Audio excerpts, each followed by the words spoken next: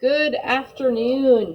Today we are continuing with our algebraic expressions and we are doing CO14. I can evaluate algebraic expressions. Our progression from expressions to equations continue. So we're working with those expressions. Remember, we didn't have the equal sign. We're building ourselves up to bigger equations that we're going to be doing. So first, we wrote expressions. Then we simplified them, and now we are going to evaluate them with given values for the variables. We will also represent the expressions graphically. So we've worked with figuring some of this out when you were in 5th grade. You worked with variables, and someone was saying, oh, I'm comfortable with that. We're adding in this graphic. So remember, key thing, order of operations. Very, very important to remember that. I keep coming back to PERMDAS. You have to remember you multiply and divide before you add and subtract. Remember, if it's the same level, it doesn't matter which one you hit first when you read left to right. If you hit divide first, do that, then multiply. Whichever one you hit first, if it's the same level.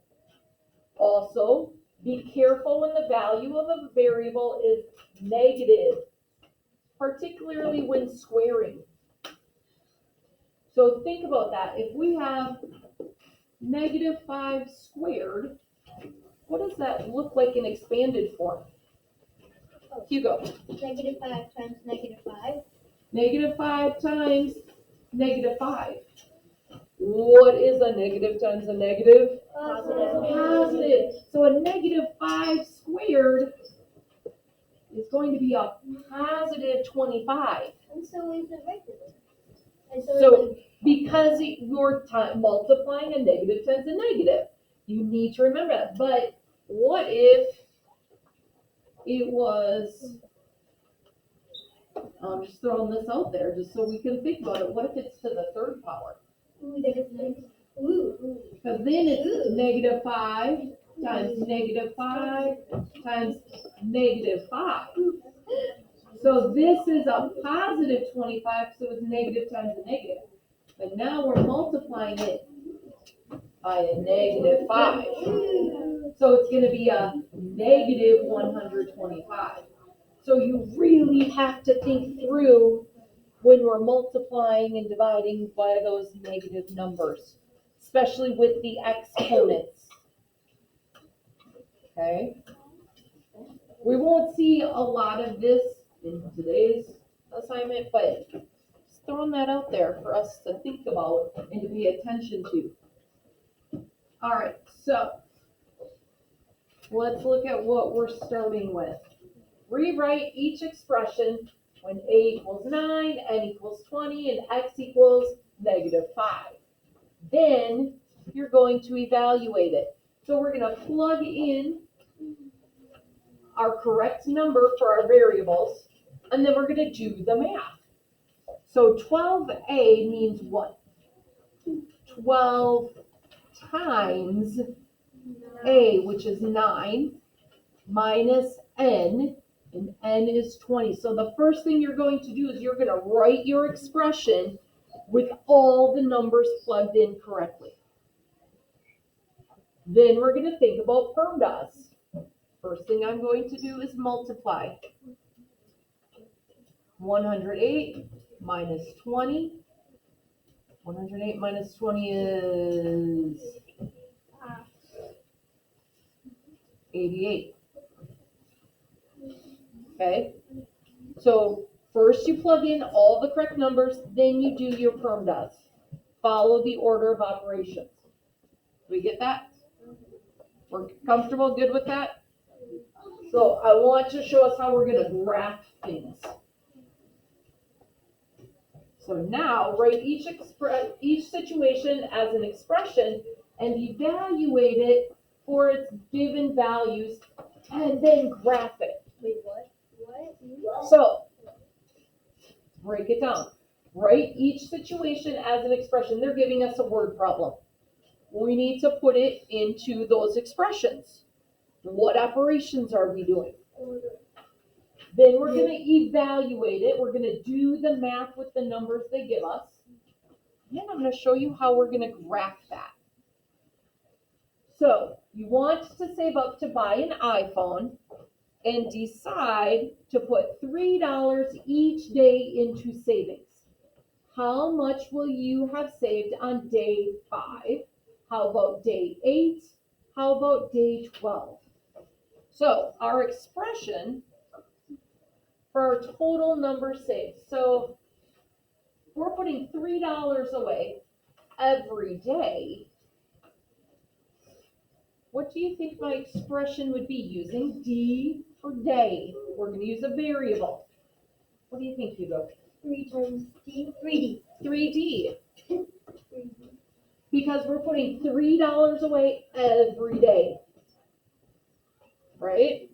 Do you guys get that? $3 every day, my expression is 3 times D. Because I'm putting $3 away every day. So now it says I'm going to evaluate it. So my first one is day 5. So I have my $3 times day 5. How much money have I put away? Put my dollar signs. Evelyn, $15. So now I have my $3 on day 8. How much have I saved? Alexis? $24. Now I have my $3 on day 12. How much have I saved? Evelyn? $36. Okay, so I did my first step. I put it as an expression, 3D. Now I evaluated it for each day. And now I have to put it onto my graph. So I need to think, how am I going to label my graph? What do you think I'm going to put on the bottom? Day. Yeah. Yeah. So you're going to label it day. Day 1, day 2, day 3, day 4, day 5, day 6, day 7, day 8. Do I need to go any higher than day 8? I do. 12. I need to go up to 12. 9, 10, 11, and 12. So if my days are on the bottom, what's going to go up the side? Aidness? Dollars. Or you could call it savings. Now, here's where it gets tricky. I only have so much of my graph. Am I going to want to do 1, 2, 3, 4, 5, 6, 7, 8, 9, 10? Am I going to want to go up by ones? Why not? I'm going to run out of room. Okay, my numbers jump up a whole lot bigger than they did when I went by my days. So I want to do some skip counting. What do you think I should skip count by? 6, 5. 3. Why 3, Kate? Oh, yeah. We're multiplying it by 3. Yeah. So why not skip by 3's going up? Because we know it's going to be a multiple of 3.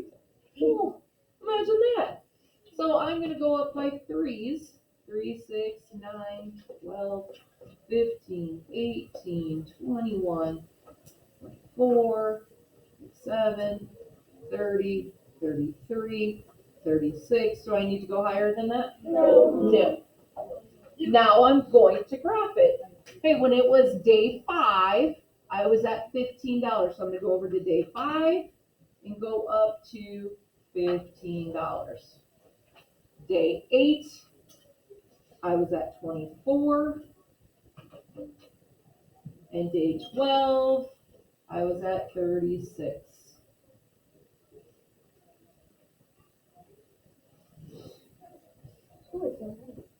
Yes. So do you always put the variable on the bottom for graph? That is a great question. Or does it not matter? I would say, yeah, it's pretty fair to say put the variable as your bottom numbers and then what else you're doing to it on the side. Emily. What is on the bottom of the graph? Isn't it like any kind of graph? So here's the thing. I don't know what happened when Mr. Schultz did this new book. Yeah. My book has this pushed down to the bottom. So I will go through, if we're all comfortable with this, I will tell you what was missing when the graph got shifted on his. Yeah. So We just do this one page. no, you're gonna do both of them. I'm gonna tell you what it is. So is everybody comfortable in understanding the math that we did for our example? Yep. Okay. Some of us are like, ooh, this is new. I'm kind of okay with it, but that's why we have more problems to work on.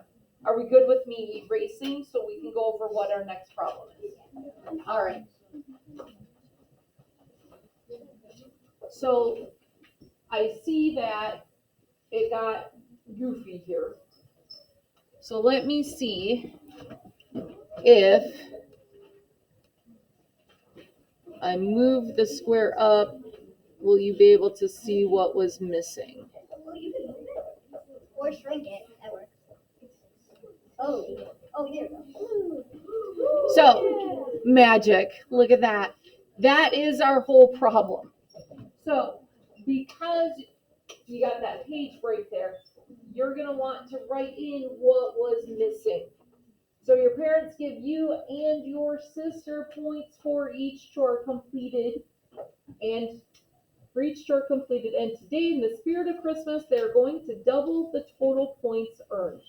Before doubling, your sister earned 7 points. How many total points will the two of you have if you earned 3 points? Again, before doubling. How about 10 points? How about 15 points? Head starts swimming, right? You're looking at that going, whoa, what math are we having to do? We're gonna take it one step at a time. I'm just gonna move it up so we can see I have some workspace. So your parents give you, oh my goodness, stop that.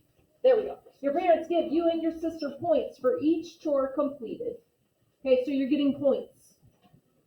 Do we know how many points you're going to get? No. No. P. What was that, Hugo? P. Why are you yelling out P? We're not talking bathroom talk. We're in 6th grade. Why are you yelling that out? Variable. The variable, right? Because we don't know how many points we're going to get. So that is going to be our variable.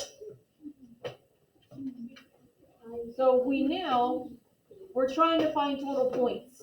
So we know somehow we're going to be working with the variable P for points. Today, in the spirit of Christmas, they're going to double the total points. So what does it mean if we're doubling it? What was that, Emmett? We're multiplying it by 2, right? Because whatever our total points are, we're going to be multiplying it by 2. So we know in the end, whatever we're doing to our points, we're going to multiply by 2. That's why I put a parenthesis there. Because I know I'm going to be multiplying it by 2.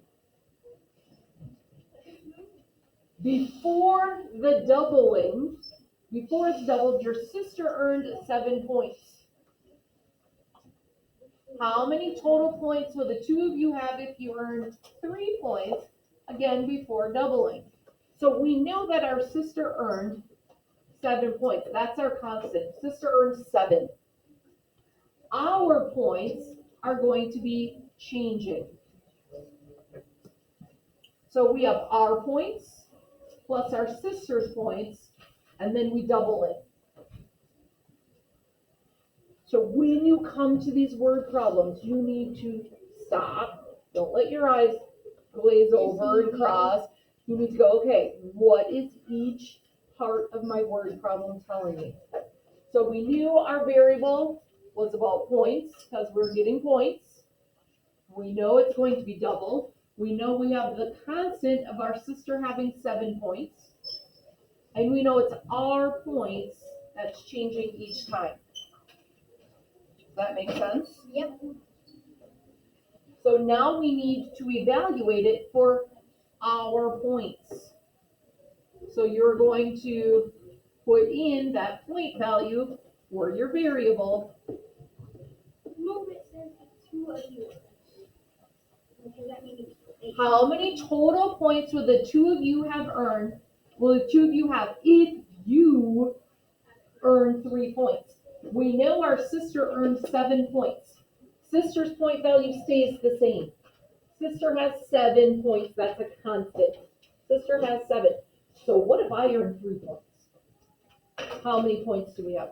What if I earn 10 points? What if I earn 15 points? My sister has 7 points. So we're always going to find the total between me and my sister.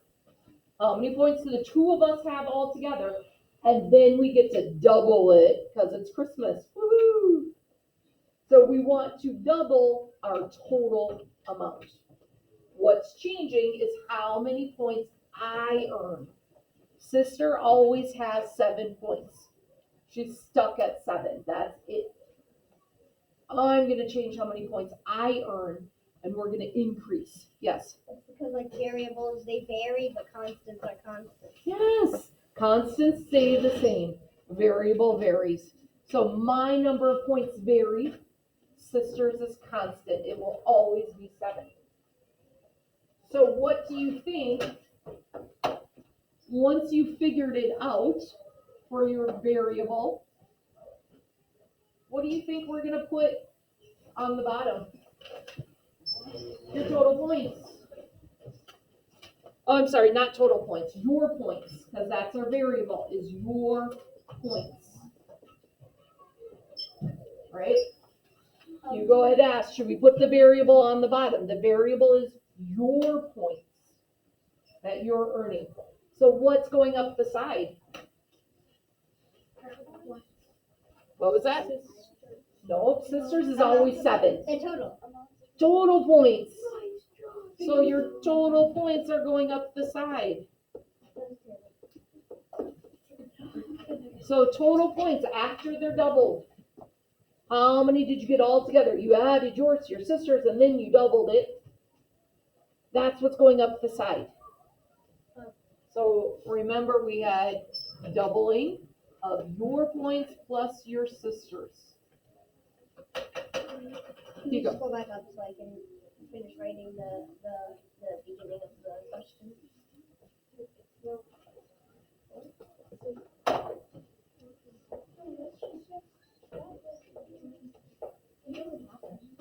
Wait, what? He just wants to know what he missed right here. He wants to know the part that was covered up in the graph. Because yours is covered up in the graph. Remember, I shrank up the graph so we could see what words you were missing. He just wants to know what the words were that he was missing. Okay, so do you guys understand the math you're going to do on this? Yeah. Who said no? Aiden, you're not sure? Do you understand how we got our variable? Do you understand our constant of 7? Okay, so first thing we're going to do is say, how many points am I earning? Sister earned 7. We're going to add them together, and then we have to double it. So you're going to look and see, okay, if I earned 3 points, I have to add that to sister, and then Christmas, we get to double it.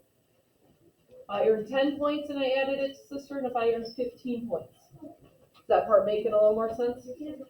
And then you're going to put your points on the bottom. Make sure you have your labels. Make sure you have your numbers. Okay? Same thing going up the side. Keeping in mind, do I want to skip count? Looking at what answers you get. Use that to determine what you're going to skip by going up the side. The bottom one, I'm going to let you try to figure out yourself. You can work with your table groups. Okay, I'm okay with us working with each other, but I want you to try to see if you can figure out what the expression is. Figure out what your variable is. Are you multiplying, dividing, adding, subtracting? Figure out your operations. If you are working on this at home, I hope you are well. And we hope to see you soon. Have a good day.